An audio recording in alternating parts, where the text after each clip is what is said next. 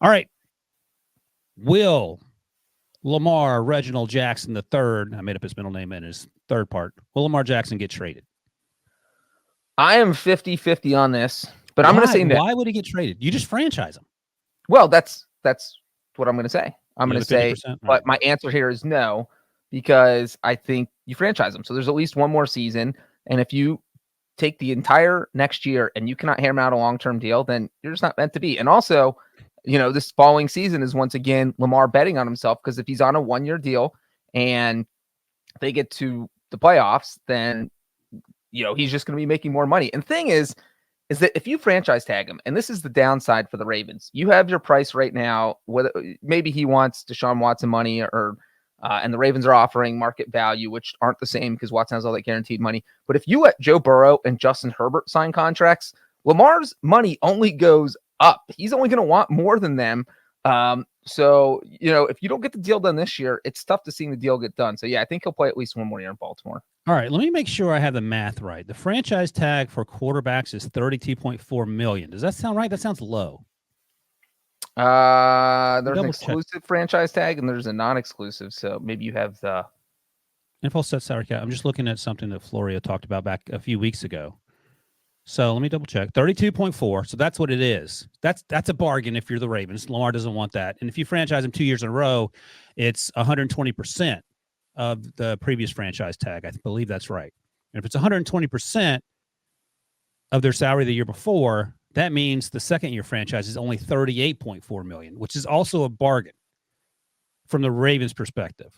If you're Lamar, I don't think you play on it, but that would be the incentive for the Ravens not to rush into paying him $45 million a year. You're saving $7 to $9 million a year on the contract by franchising him twice.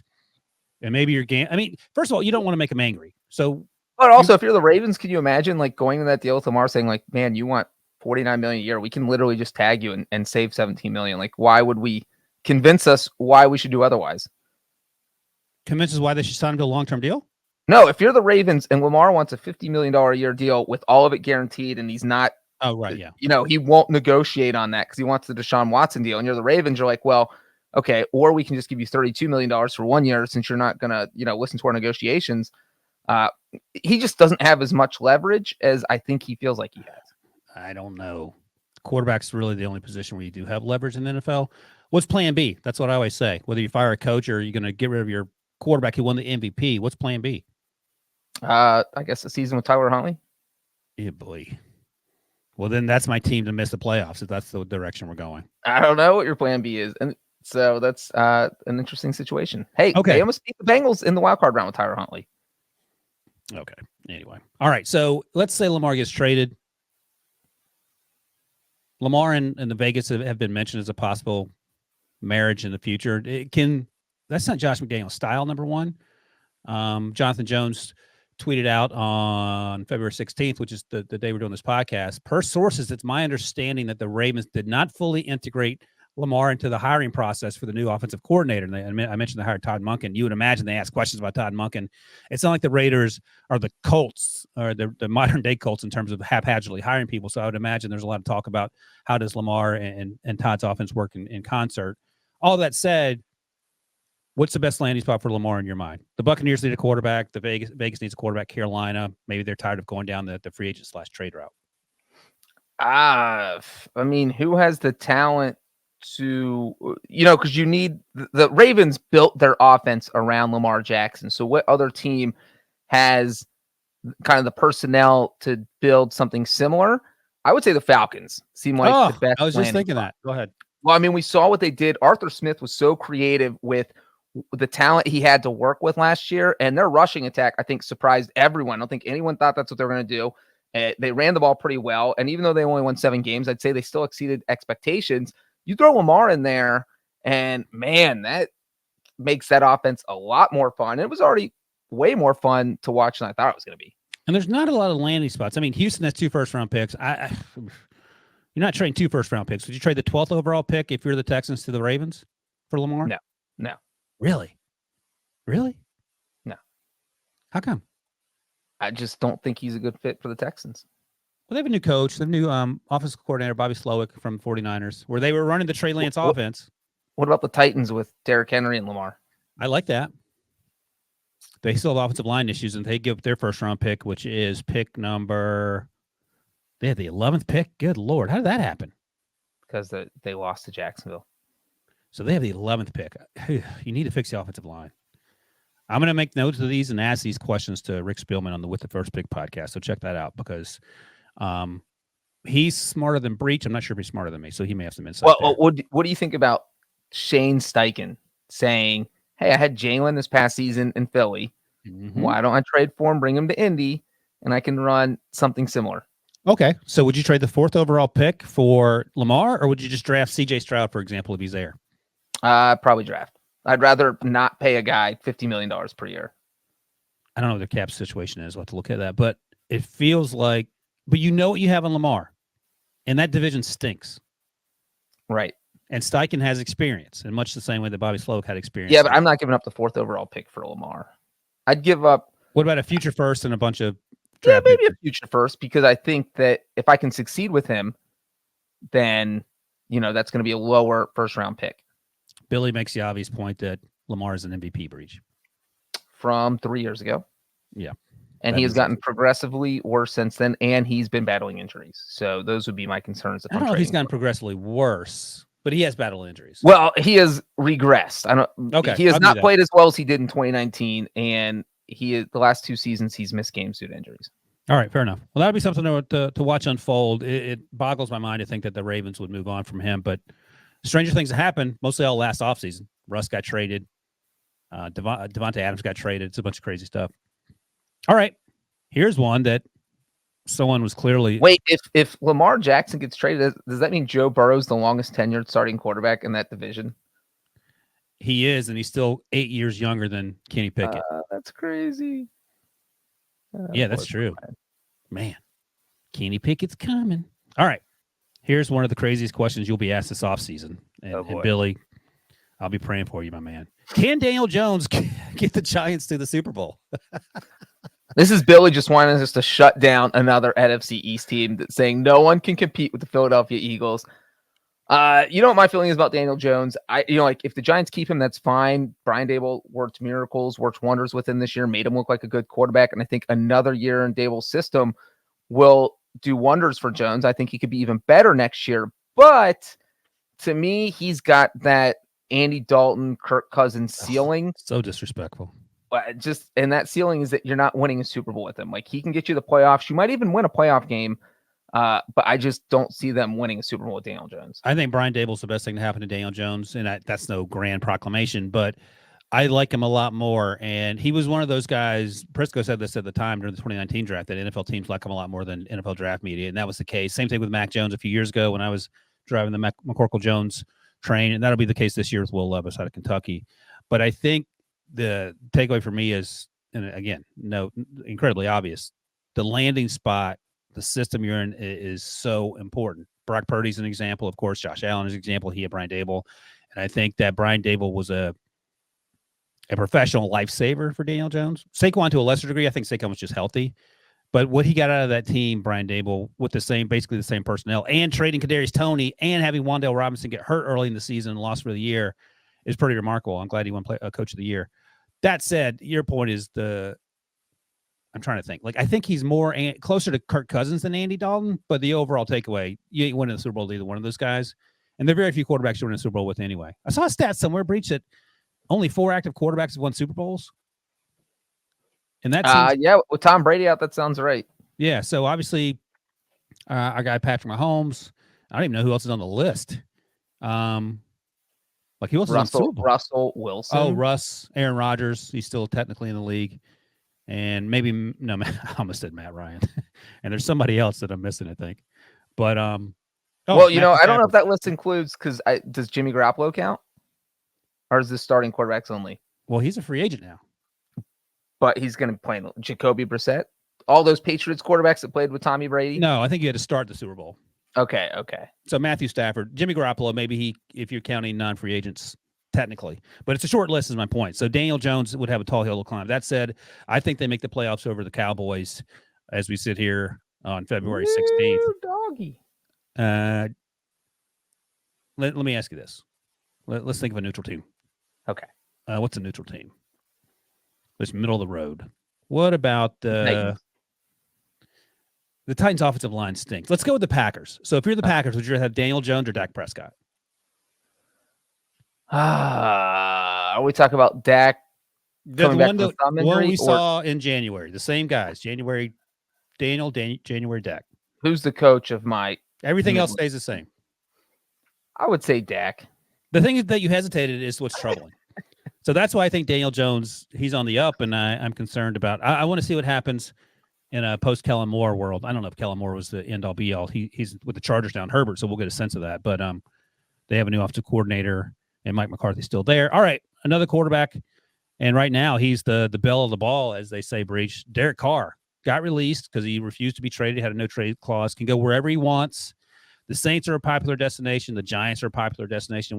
Not the Jets, excuse me. We didn't mention Lamar going to the Jets, but that I would imagine that would be in the mix. Better fit for the Jets, Lamar or Derek? I think Derek Carr. I Really? just think that based on what that offense does, that Carr is more of a quarterback that fits that situation. What? Billy disagrees. I don't know. Like, I like Derek Carr. Like, I think I picked him. No, I didn't. 2 years ago when they signed Marcus Mariota in Vegas, I picked Mariota to win the job after 4 weeks and take that team to the playoffs. Obviously, that didn't happen. Derek Carr played pretty well. He played okay this season under Josh McDaniels. Obviously, he got benched at the end and Jarrett Stidham came in. But Derek Carr's better than Zach Wilson as well. But is he good enough to get that team with that defense in New York for the Jets into the playoffs? Well, I think that if you're picking between Carr and Lamar Jackson, they're so different. Like, their skill set's so different that you as a coach have to decide, like, hey, look, what are we going to do here? What do I want? What am I trying to design my offense to look like? And it just feels like, hey, guys, we just saw Nathaniel Hackett. Billy's playing the clip here. You want Nathaniel Hackett running an offense with Lamar Jackson? Because that just seems like it's not going to work. So it's more of the scheme fit that I think Derek Carr would work better with Nathaniel Hackett. Well, the other thing, like, I don't disagree. The other thing is the Jets won 7 games with Zach Wilson starting some of those games. Flacco starting some of the games. They beat the Browns with Joe Flacco. And, of course, Mike White, who was a breath of fresh air. And if you throw in Derek Carr, who's above, he's above replacement level. I have to look at the Football Outsiders number to see where he measured out this year. But in general, he was in the MVP running before he broke his lower leg a few years ago. I think he helps get that team to the playoffs. Are they better than the Dolphins in that division? If they put Carr in New York? Yeah.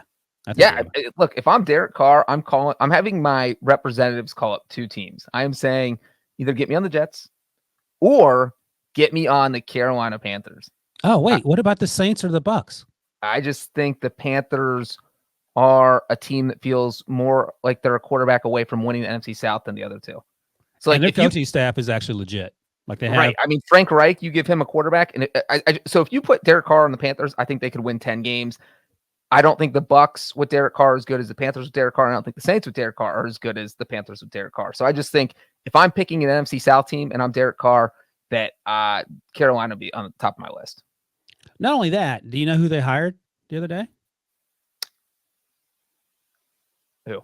My guy, Jim Caldwell. Oh, Jim Caldwell. So they have Jim Caldwell on staff. They have Josh McCown on staff, the guy who was supposed to get the Texans job last year.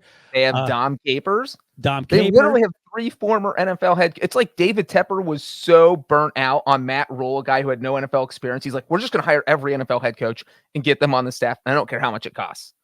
That's right. Ejiro Evero, the Broncos defense coordinator, moved over to Carolina. The idea that Rex Ryan could be the Broncos defense coordinator is absolutely fabulous as well. But I think the Panthers call is a good one, even though on paper, maybe not even on paper, because the way that Steve Wilkes ended the season going 6-6 with the Panthers and that makeshift team, maybe they're already better than the Bucks, who are, they're a shell of themselves now in a post-Tom Brady world. And of course, the Saints, my guy Jameis didn't work out. Your guy Andy Dalton, non-surprisingly, didn't work out either. All right.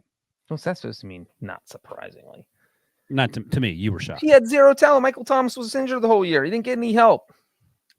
Well, that's one Mike. I'll ask you about another Mike. Is Mike Evans on the trading block? The only thing I would say about Mike Evans is that, look, you're the Buccaneers. Tom Brady's gone.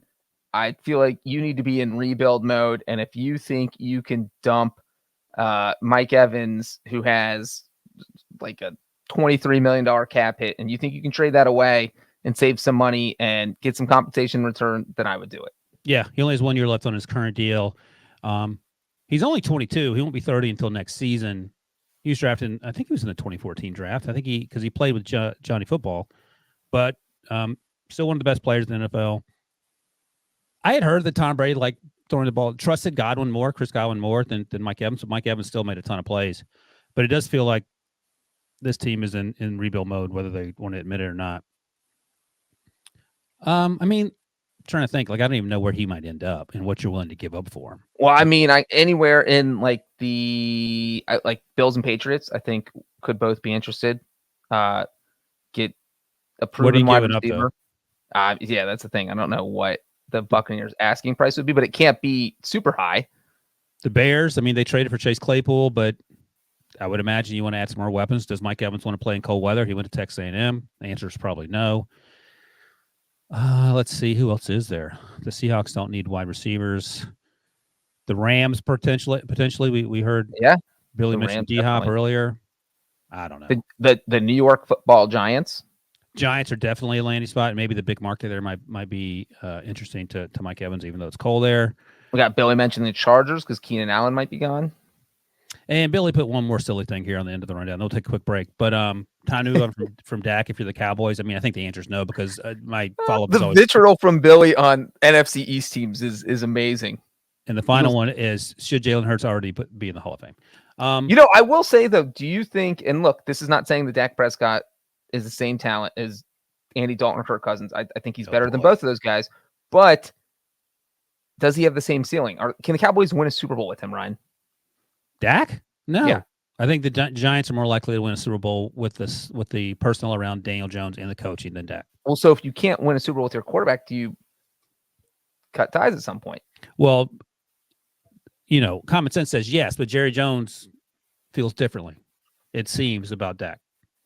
So I think the question here is, how much longer do you go with, like, look, I'm going to use the Bengals example. And again, I think Dak Prescott is a better quarterback than Andy Dalton, but the Bengals draft Dalton in 2011.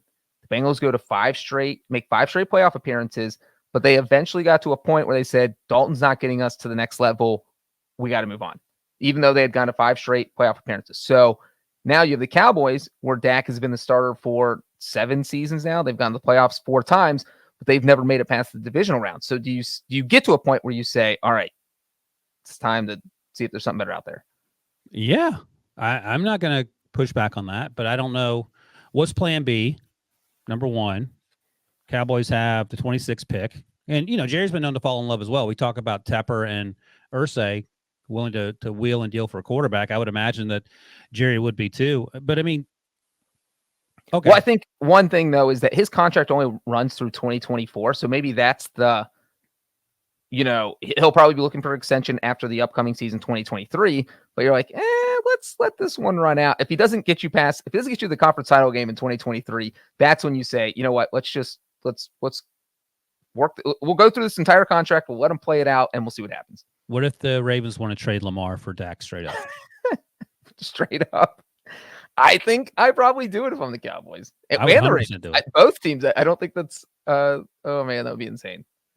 The internet would break if Dak Prescott got traded for Lamar Jackson. The Ravens will be worse with Dak, I feel like, just because Lamar does a lot on his own.